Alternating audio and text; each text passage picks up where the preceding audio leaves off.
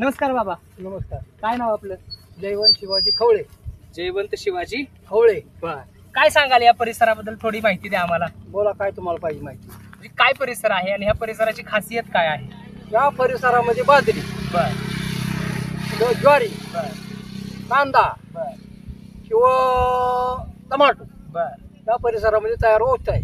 बर मग या परिसरामधला इकरा तुम्हाला सांगतो फलटण हम्म.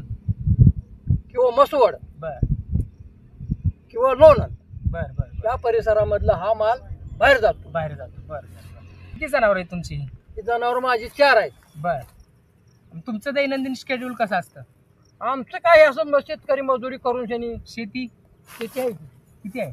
आहे थोडीशी आपली एकरभर. आता शेतात काय केलंय? बाजरी. बाजरी. हो. बर. आणि बाकी बाजरी सोडून? बाजरी सोडून परत गहू करणार, बर ज्वारी करणार. बर. मी असं ऐकलं की इकडे वाटाणा वगैरे नाही हा, का? वाटाणा होतो. वाटाणा आणि वाटाणा होतो, टमाटो होतो. बर ह्याच्यापेक्षा दुसरं काही होत नाही. बर बर. तर कसं वाटलं तुम्हाला आज आमच्याशी इंटरव्ह्यू देऊन? ते आम्हाला फार आनंद वाटतो. आनंद वाटला. हो. भेटूया.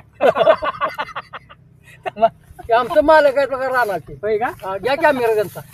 त्याचं घेऊया घेऊया घ्या घ्या घ्या घ्या घ्या कॅमेरा.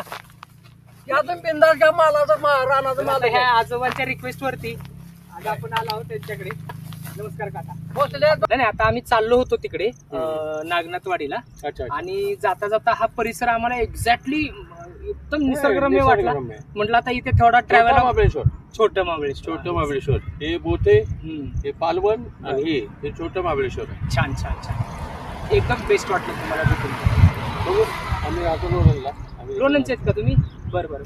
मी तिकडे जातो. लोणंदला गाव येतं ते हेच आहे. हे पण फलटणचे आहेत. गाव हेच आहे. गाव हेच आहे पण राहतो लोणंदला. बरं बरं आता काही दिवसांनी इथं शेती करायला येणार आहे. बरं. म्हणजे हे पिकवायचंय. पिकवायचं चाललंय आमचं. तर अगदी आनंद झाला आपल्याला भेटून. धन्यवाद. Thank you.